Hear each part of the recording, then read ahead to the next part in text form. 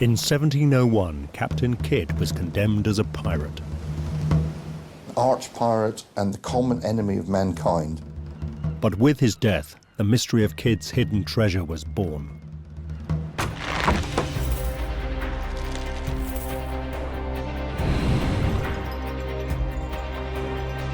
Kidd was the only one who actually buried his treasure. Over the centuries, many adventurers have tried to find his hoard. No one tried harder than Englishman Richard Knight. He got taken over by the ghost of Captain Kidd.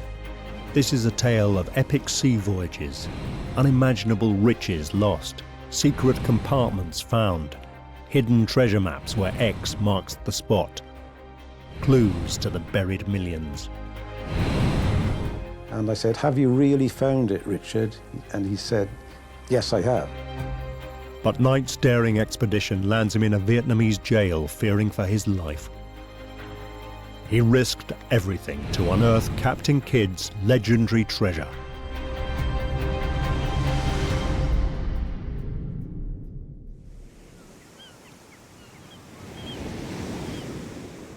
Richard Knight was an unlikely treasure hunter. He was born in a quiet English seaside town, but he was destined not to lead a conventional, quiet life.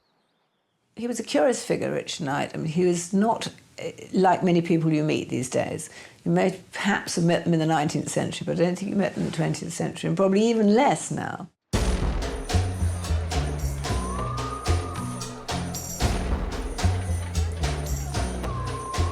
Knight was a young man in the early 1960s when he moved to Paris.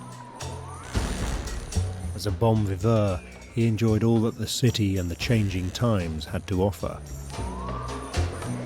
He was an adventurer, a chancer. I think that he wanted to enjoy life. He wanted to have seen everything, experienced everything. But Richard Knight was an entertainer, an actor. And he had come to Paris not just to have fun, but to study with the master of French mime, Marcel Marceau. He even had some success in his career. Knight played opposite the great Jacques Tati in his film comedy Playtime as a confused drunk. But it seems he never settled anywhere for long. He was happiest with the rucksack on his back. He was always footloose and fancy-free. By 1978, Knight had travelled to Hollywood in an attempt to further his career as an actor. He never imagined his life was about to be given an entirely new direction. Not by a casting director, but by the actions of a man 300 years earlier. Captain William Kidd. Suddenly he was inhabited by the ghost of Captain Kidd, another chancer from a much earlier century. And that's what I think happened to Richard. He got obsessed by the ghost of Captain Kidd. Richard Knight was a voracious reader, and the books in the UCLA library drew him deeper and deeper into the extraordinary story of the infamous pirate. A tale of hardship and ill fortune, full of surprises.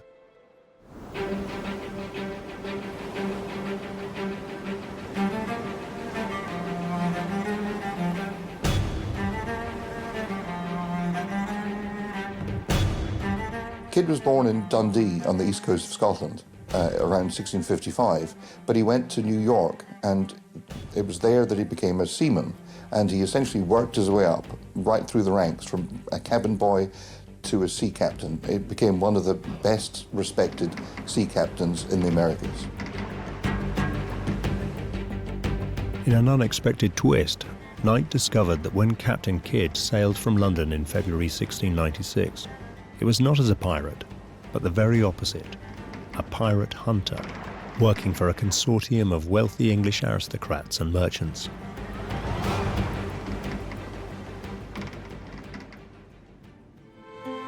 Britain's flourishing economy was largely built on trade with India.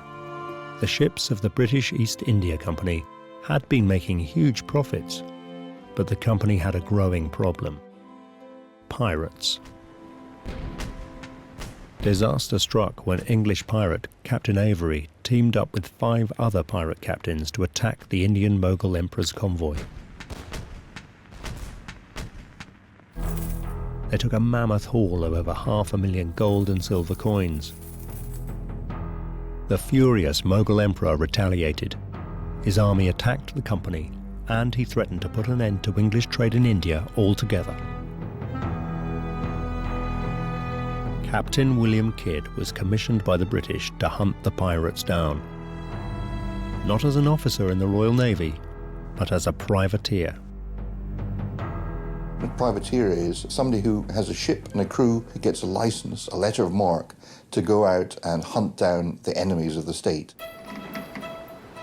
Kidd was given command of a newly built, powerful ship, the 34-gun Adventure Galley. So great was the crisis that Kidd's letter of marque, giving him permission to seize pirates, their ships, and their treasure in the king's name, was signed by King William III himself. He was a well-respected, hard, experienced sea captain. He felt he had the skills and the ship and the expertise to pull this one off. Kidd also had an added bonus. Britain was at war with France, so he could seize any enemy French ships he found. It was a confident Captain Kidd who set sail in the expectation that his share of the spoils would soon make him rich in captured ships and treasure. And the crew were also eager. It was actually one of the best, most lucrative opportunities that these people had in the late 17th century. The crew drew no pay. Their reward was a share of any ships and cargo taken, a system called no prey, no pay. Captain Kidd's 18-month privateer cruise was expected to pay from £500 to £3,500 per man, when the wage of a merchant seaman was just £45 a year. An average seaman could actually make a small fortune from one good prize, one very lucrative prize. His normal cut would be enough to probably set himself up in business. He could buy a tavern, he could buy a farm, but essentially it was the big payload available to the late 17th century seaman.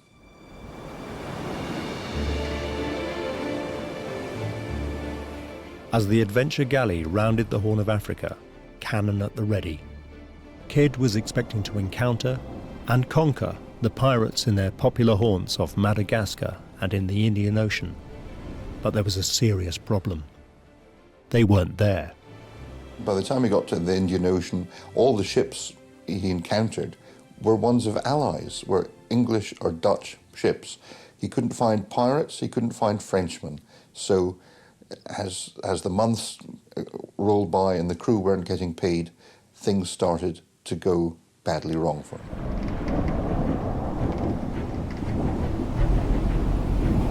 At the end of their planned 18-month cruise, not a single pirate ship or substantial French prize had been taken. The rebellious crew wanted to raid the next ship they came across. Any ship. They wanted to turn pirate. When the crew knew they only earned money by taking other ships, they tended to take ships that maybe they shouldn't have. The Adventure Galley had been at sea for 2 years with little to show for it. The crew took to torturing prisoners to find cash aboard any ships they encountered. Damning accounts from southern African ports where these ships fled began to arrive in London and New York. Captain Kidd was labelled pirate, and that meant the death penalty at the end of a rope.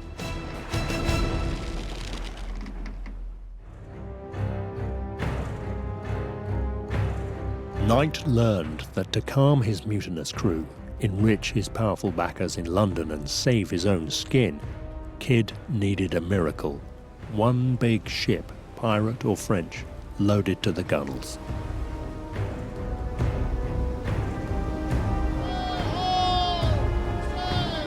As if in answer to Kidd's prayers, a cry rang out from the masthead. A ship had been sighted. a large, heavily laden merchant ship. In January 1698, he hit the jackpot. He found a ship called the Quetta Merchant, which contained a lot of valuable silks, gold jewellery. It was the mother lode. At last, he'd found the right ship. The Quetta Merchant was no fighting pirate ship, but when her captain showed him French papers, Kidd could snap her up as a legitimate prize.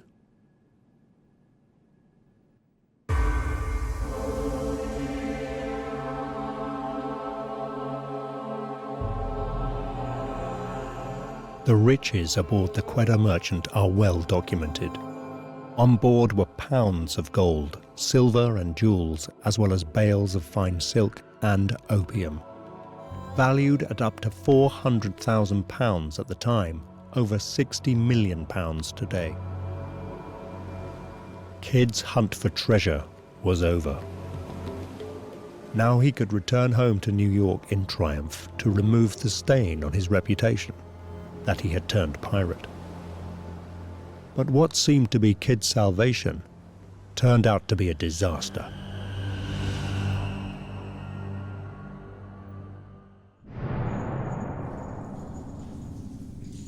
In New York, Kidd was swiftly arrested. The Quetta Merchant was not French, but belonged to a powerful Indian trader.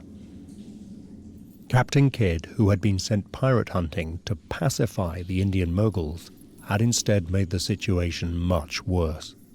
After capturing their treasure ship, the Indian merchants were demanding Kidd's blood.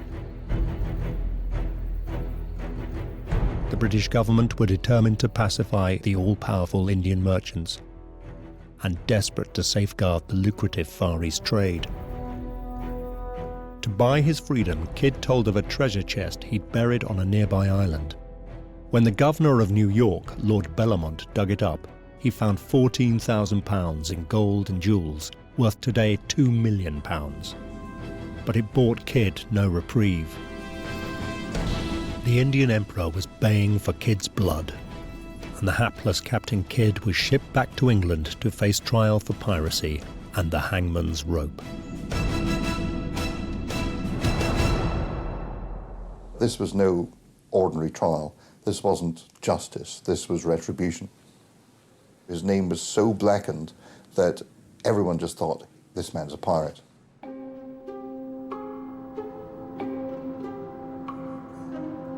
Kidd's big mistake was to fail to copy the French pass he was given when he captured the Quetta Merchant. Without it, he couldn't prove that he had seized the ship legitimately.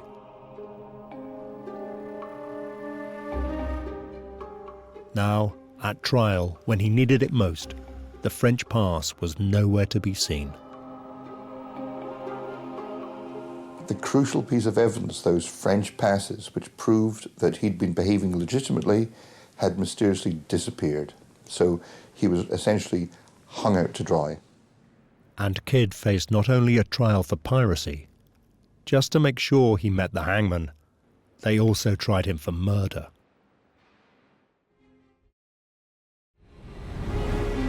In the darkest days of Kidd's voyage, when he was struggling to contain his rebellious crew's piratical exploits, a fatal incident occurred. The Adventure Galley encountered a Dutch ship, a British ally, and when Kidd refused to attack her, the crew were close to mutiny. The gunner was the ringleader of a rather mutinous group of the crew who just wanted to capture it and ransack it, and that's when Kidd came to blows with the gunner. Kidd, in his rage, grabbed an iron-bound wooden bucket and swung it at the argumentative gunner.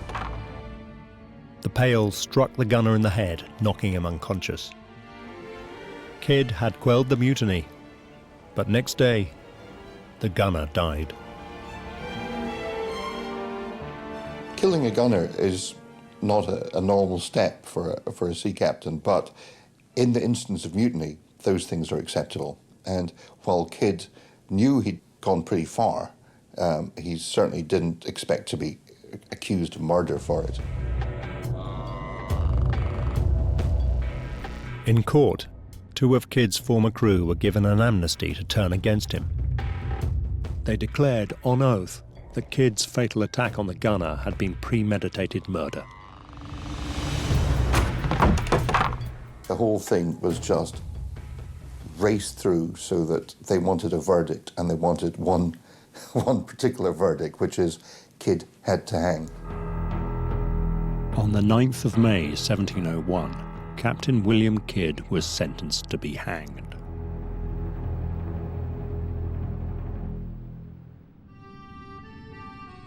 In a desperate attempt to escape his fate, he played what he hoped was a trump card.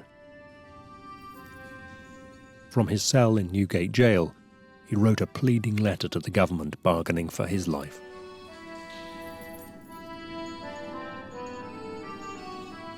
I do most humbly pray that you will be pleased to represent to the Honourable House of Commons that in my late proceedings in the Indies I have lodged goods and treasure to the value of £100,000, which I desire the government may have the benefit of. Kidd was claiming he'd hidden a second, much greater treasure, what would now be worth £15 million, and that if they would spare his life, he would lead them to it. That's the germ that's sparked the interest of a lot of sort of treasure hunters ever since. It was in this letter that the legend of Captain Kidd's vast buried treasure was born. So certain was Kidd about the hoard, he made it clear that they should hang him if he did not deliver. If I fail therein, I desire no favour, but to be forthwith executed according to my sentence. Sir, your unfortunate humble servant, William Kidd. The government, however, stood to lose a far greater sum than £15 million. All trade with India. It did not take the bait. The Indian moguls had to be appeased with Kidd's very public death.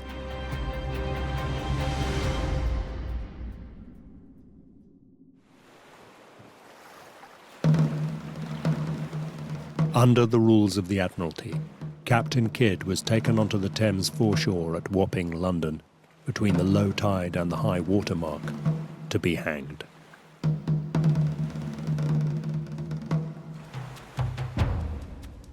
But his execution did not go smoothly. When he was turned off the ladder, the rope snapped. He must have thought he's actually had the first lucky break he's had for about 6 years, where often that's seen as a legitimate reprieve. In Kidd's case, he was just marched back up onto the scaffold, a new rope was found, and he was shoved off into oblivion.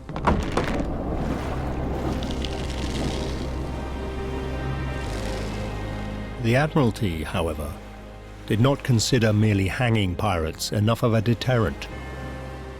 Kidd's body was chained to a post in the Thames until the tide had washed over it 3 times. The body, painted with pitch, hung for over 2 years in a gibbet by the Thames estuary as a warning to passing sailors not to turn pirate.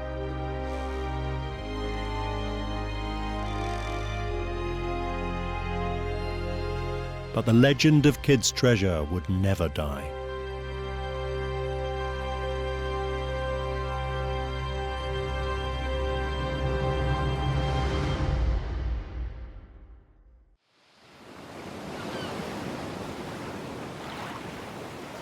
Almost 300 years later, in Santa Monica, on the coast of Southern California, Richard Knight was hooked by the mystery of where Kidd's treasure lay buried. And he was determined to find it.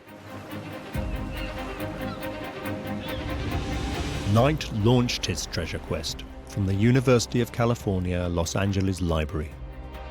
From that moment on, his life was changed forever.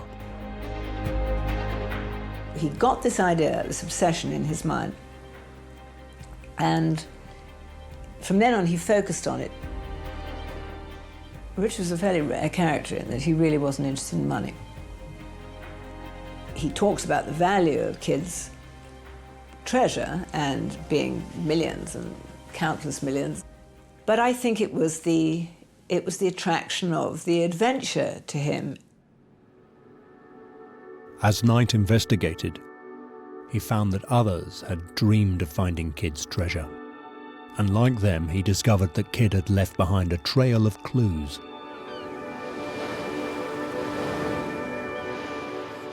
Kidd's treasure trail starts in 1929 on the south coast of England in Eastbourne. It was the hometown of middle-aged bachelor Hubert Palmer. He was a retired solicitor who loved to collect pirate relics. One day in 1929, he came in possession of an old oak bureau that was reputedly once belonged to Captain Kidd. And it had a brass plate attached to the front, William Kidd, Adventure Galley, 1696. Whilst writing at the bureau one day, Palmer must have leant on it a little more than usual. One of the supporting runners broke off.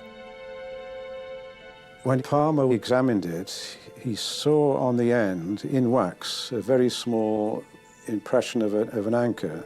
He guessed something must be inside this runner, so he carefully took the wax imprint from the end, and inside he found a brass tube. Knight discovered that Palmer had found wrapped around the brass tube a parchment. It was a map, a treasure map.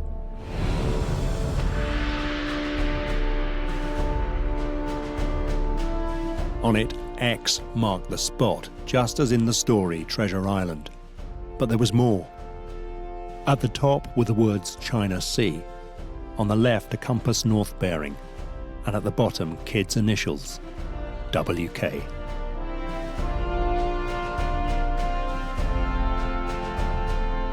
Palmer immediately suspected that this possibly was the hiding place of Kidd's treasure. But of course, there was nothing on the chart to say where it was. Far from telling Knight where Kidd's treasure was, Palmer's chart left him with a fascinating glimpse of a mystery. His head buzzed with questions of how to solve it. Fortunately, in the 1930s, Hubert Palmer had uncovered more clues.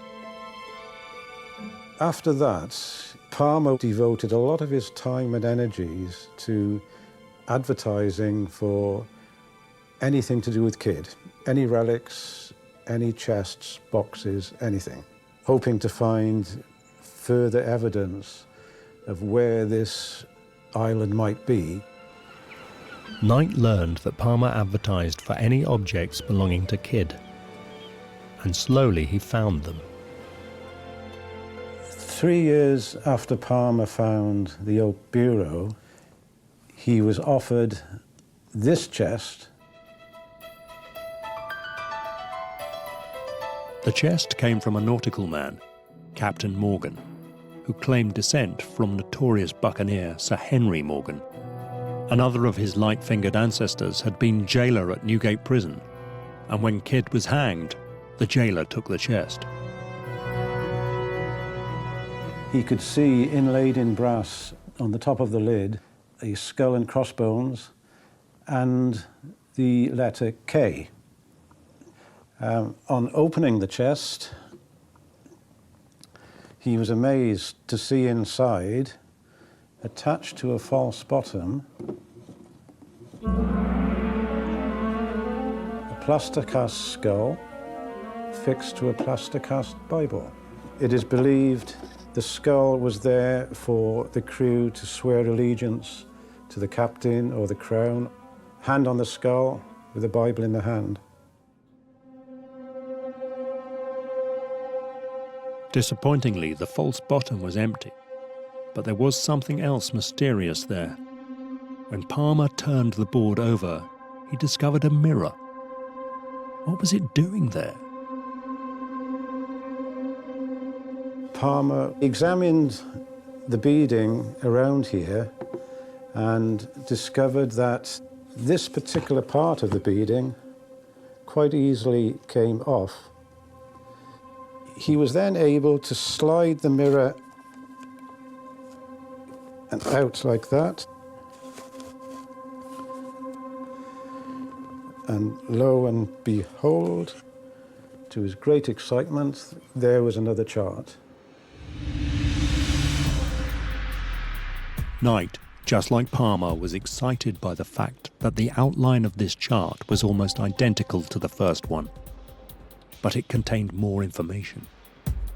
515 southeast by 50 north, 36 northeast rocks, 3 feet by 3 feet by 4. Knight now became convinced these were directions to the treasure. But apart from the clue China Sea, he had no idea of the island's whereabouts. No latitude or longitude. He needed more. Fortunately for Knight, Palmer had another piece of extraordinary good luck. When 2 years later, he was able to buy a chest that once belonged to Captain Kidd's wife, Sarah. This is known as Sarah Kidd's workbox. There is an inlaid brass plate on the top which says William and Sarah Kidd, their box, 1699. Meticulous as always, Palmer measured the box inside and out. There was a discrepancy, leading him to suspect a secret compartment in the base. Palmer discovered on the end that there were 2 or 3 hidden nails or screws disguised in there. He eventually managed to undo these and work this beading edge off, and this revealed the hidden compartment underneath. He probed inside and discovered a parchment showing another chart.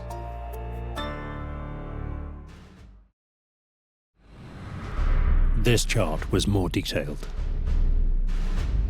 Knight first tried to decipher what had to be Kidd's own writing around the map's edge.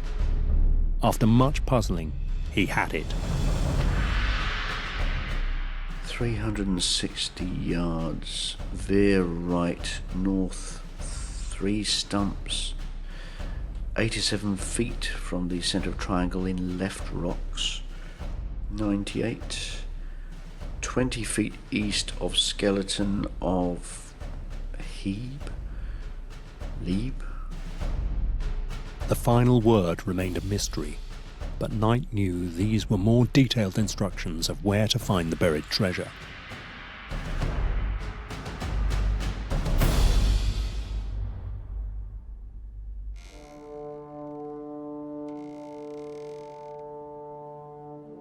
Crucially, this chart showed latitude and longitude.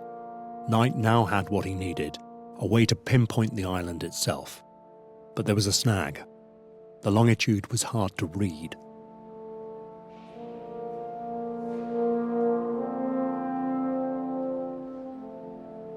If the longitude was read as 3130 east, that put the island in the Sudan. Perhaps the mark before 31 could be a figure 1. But 131.30 east put the island 200 miles off the Philippines in open ocean. Knight realized there was a fundamental problem with the longitude.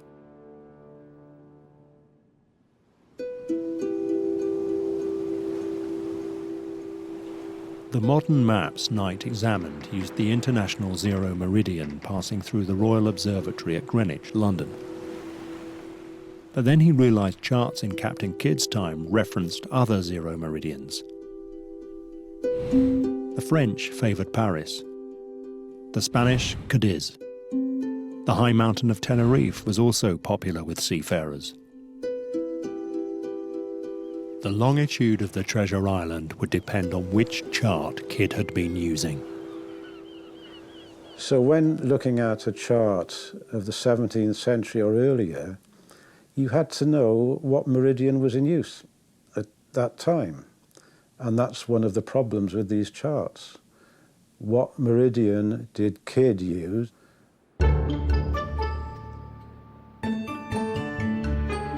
Richard Knight began to study atlases from the 16th to the 18th century. They were beautiful and ornate, and none recorded longitude from the zero meridian at Greenwich. Knight applied the Kidd treasure map longitudes. The first, 3130 east, put the island in Nigeria. No good at all. But the second longitude, 131.30 east, indicated the island lay somewhere between Burma and the Philippines. That meant the South China Sea. This was more like it. China Sea, just as on the Kidd treasure maps. Slowly he put together this idea that he had solved the mystery that nobody else had. Knight now consulted chart after chart, scanning thousands of islands, looking for an island that matched the old parchments. Then, at last, on French Admiralty Hydrographic Chart number 3686 of 1879, there it was. Hon-tre-lon. Right shape, right orientation, right name.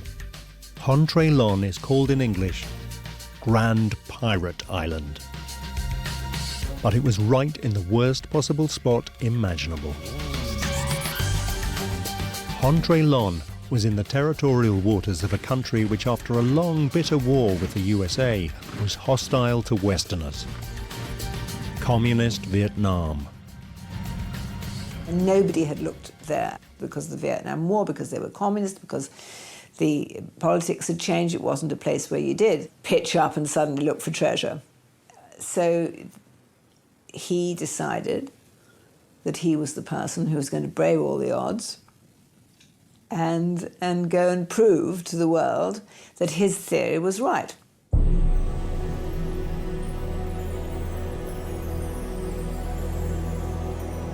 International treasure hunting is an expensive business. Knight, looking to fund his expedition to Kidd's forbidden treasure island, set out his stall in Sydney, Australia. Using all his skills as an entertainer and storyteller, he tried to lure wealthy Australian businessmen into his romantic quest. Of course, he was always on the lookout for a backer who might help. So, he used to pick up these extraordinary figures, go off with them, trying to persuade them that to come in with him to this sort of madcap mission. Slowly, Richard Knight managed to draw together a small group to buy into his dreams of treasure. But his charm would never convince the Vietnamese government to let him go on a treasure hunt. He would need a cover story. To explain his need for a metal detector without arousing suspicion, Knight and his backers decided to write asking for official permission to prospect for minerals. On a business letter headed the Australian Pacific Geological and Mining Company, they made their pitch, ending, hoping we may have your favourable consideration for this application, as we believe that it may have considerable interest and potential benefit to the Socialist Republic of Vietnam. It didn't work. There was no reply from the Vietnamese. Knight decided through a travel agent to simply ask to visit Hon-tre-lon as a tourist. This time he did get a reply, but it exactly followed the Communist Party line. We regret the areas you have stipulated in your request are not now possible to visit. Only published areas through our approved agency in Australia possible. The political climate of the Cold War left no legitimate way for Richard Knight to get to Hon-tre-lon. Gradually, his backers backed away. And so he was now left on his own. And all his backers dropped out. And rather than say, you know, well, I'm not going to do this until I've got it properly organised, he thought, well, what the hell? I'm going to do it myself. By June 1981, Richard Knight had decided that the only way to reach his treasure island was to mount an illegal expedition. The first step of his personal invasion was to get as close to Vietnam as he could. He decided to base himself in Bangkok, Thailand. But this was still over 300 miles by sea from Hon Tre Lon, a very dangerous voyage. Finding a boat for hire that was large enough but inconspicuous enough to sneak him within striking distance of Hon Tre Lon would be tricky. On top of that, he had to find a willing crew. I think Rich found it difficult to persuade totally legitimate, solid citizens to go in with him because of his nonchalant character, his habit of whizzing off and disappearing, or not being totally practical, perhaps, or they came to that view. And so he was thrust on unusual characters like himself. Knight now took a leaf out of Captain Kidd's book, offering a share of the treasure. But still, he could induce no one to volunteer for such a risky voyage. Then a friend introduced him to a fresh-faced 18-year-old American, Fred Graham. But in the end, he found, you know, the perfect person, really, a young photojournalist who also wanted an adventure. Fred Graham had left home in California with a new camera to become a war photographer. But with no experience, he couldn't break into the profession.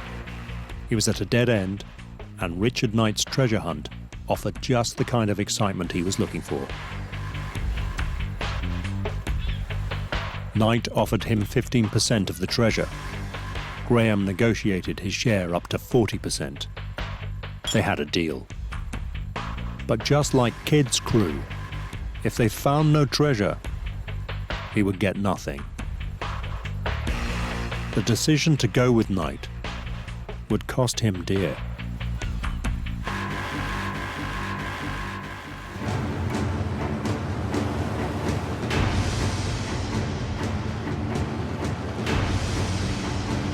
Just 2 days later, towards the end of May 1983, Knight and Graham were in high spirits as they set their bow into the Gulf of Thailand.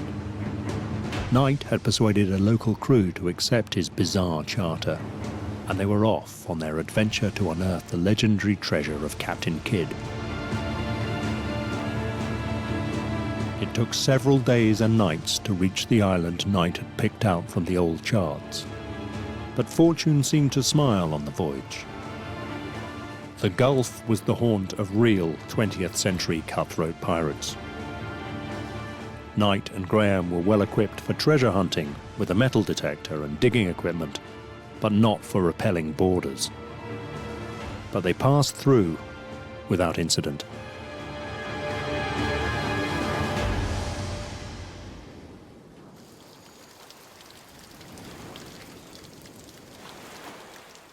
After days at sea, Knight and Graham landed on their treasure island.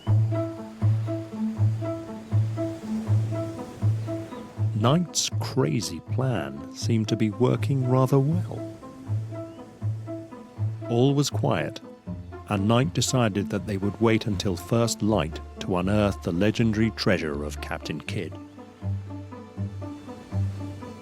It had, after all, waited almost 300 years. It could surely wait one more night.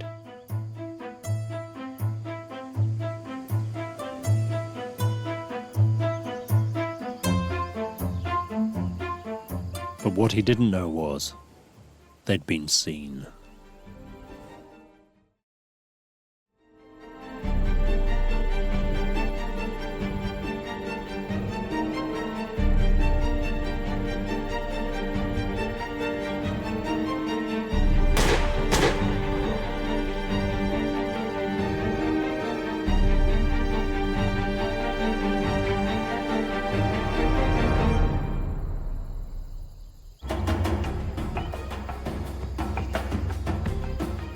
The Vietnamese had endless questions to fire at Richard Knight.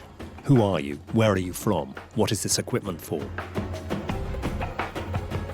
Any answers to do with treasure hunting were met with scorn.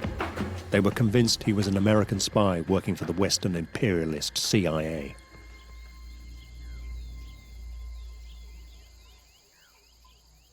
Knight and Graham were imprisoned in rat and cockroach-infested cells, separated in solitary confinement. If Knight couldn't overturn the spy story, he faced a similar fate to Captain Kidd: execution. Again and again he was interrogated. Again and again he had another confession to sign. What he told them of his globe-trotting acting career was to them an elaborate cover story.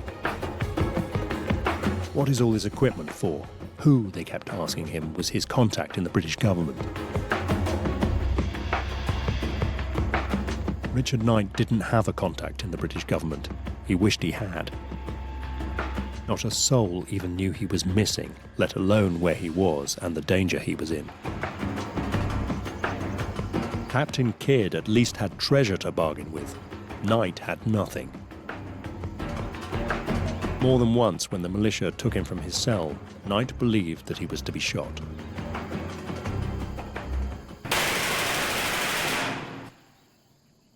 I think he weathered jail quite well. He had all sorts of diversionary tactics to fall back on. He took to playing imaginary games of golf, reliving visits to Blackpool, analysing gambling systems and besting imaginary opponents with a homemade pack of cards. He could always find something within himself to withstand those long, solitary and potentially dangerous situations, largely because there's a huge imagination, I think. But as month after month passed, Knight fought for his sanity.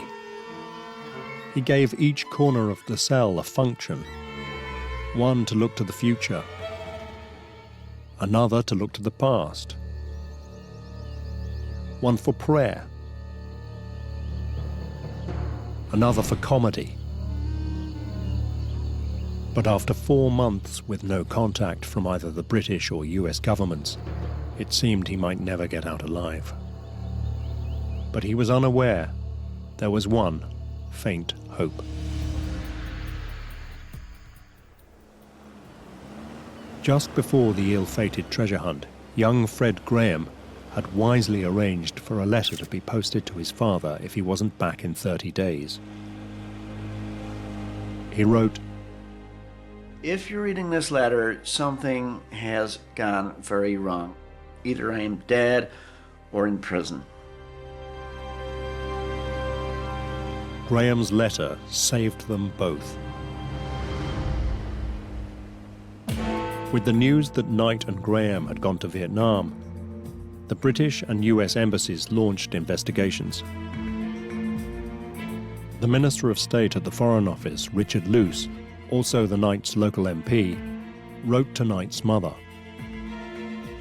You can rest assured that the embassy will continue to press the Vietnamese to let them know where your son is being held.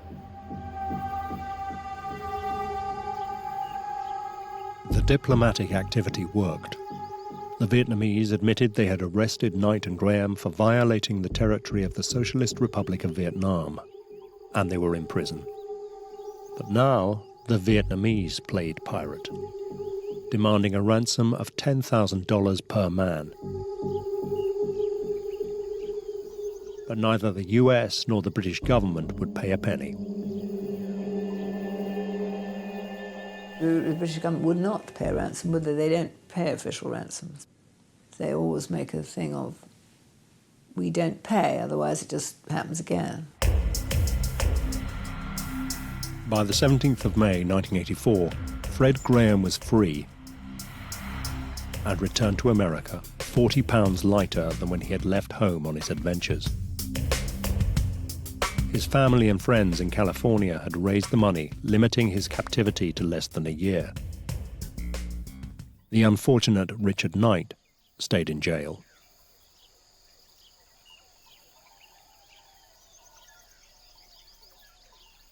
The British vice-consul in Hanoi wrote to Knight. I know that Frederick Graham's departure must have left you feeling depressed, but please be assured your mother and friends are still working hard to raise the money to pay your fine. After over a year in captivity, they'd raised only $2,000, still $8,000 short. Knight waited in prison alone through June and July. But then in August, the British consul wrote to tell him he'd had an extraordinary stroke of luck.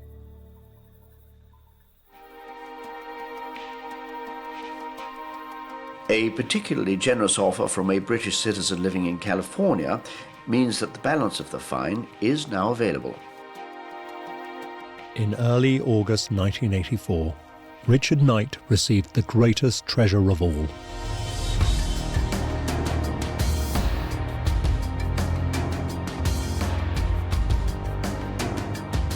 His freedom.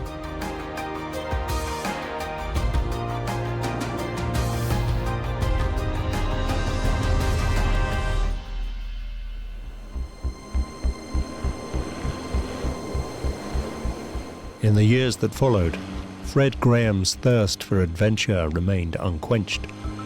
He succeeded in working as a photojournalist, and also, ironically, for the CIA during the US war in El Salvador. Now, he is an author of political thrillers. But Richard Knight never stopped looking for the treasure. He doesn't seem to have regretted having done this, or having done it in this harebrained way. And he never lost the dream. I know he didn't lose the dream because, you know, when I last said goodbye to him, he was off out back to China to find a backer to go and pick up the treasure. Knight, stranded in China, out of funds and out of luck, telephoned a stranger for help, fellow treasure hunter George Edmonds. Well, what could I do? I mean, he needed money to get out. So I agreed to send him some money if he agreed to tell me the true story. And I said, "Have you really found it, Richard?" And he said, "Yes, I have." Edmonds never saw Knight or his money again.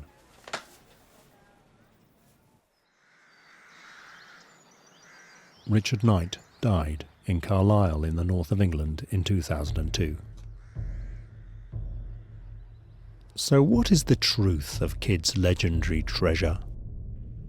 There's no doubt that he did bury a chest containing £14,000 that was dug up at the time on the orders of Lord Bellamont, Governor of New York. But what of Kidd's claim to have had a further £100,000 hidden away? The question is, of course, was Kidd 100% truthful about how much shiny gold and jewellery he actually found and hid? Did Captain Kidd really intend to guide a ship to a vast buried hoard? Or was the treasure a last desperate bid for his life?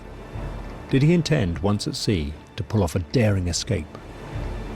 I'd be very surprised if any treasure is found, any of Kidd's treasure ever comes to light. I think Lord Bellamont basically managed to get his hands on the entire haul. Nothing, it seems, puts off a dedicated treasure hunter. For George Edmonds, this dark cloud still has the glint of a silver lining. He believes he has properly deciphered the Kidd treasure maps. The charts do lead to a treasure, but it is nothing whatsoever to do with Kidd. Edmonds believes he has located a new treasure island where no treasure hunters have been before, just like Richard Knight, just like every serious treasure hunter. George Edmonds plays his cards very close to his chest while he seeks backers for his expedition. I can't tell you where this island is because it is the result of 8 years of intensive research. Everything is in there. The solution of the clues on the charts and where this other island is, what the treasure is and where it is. It seems that dreams of buried treasure never die.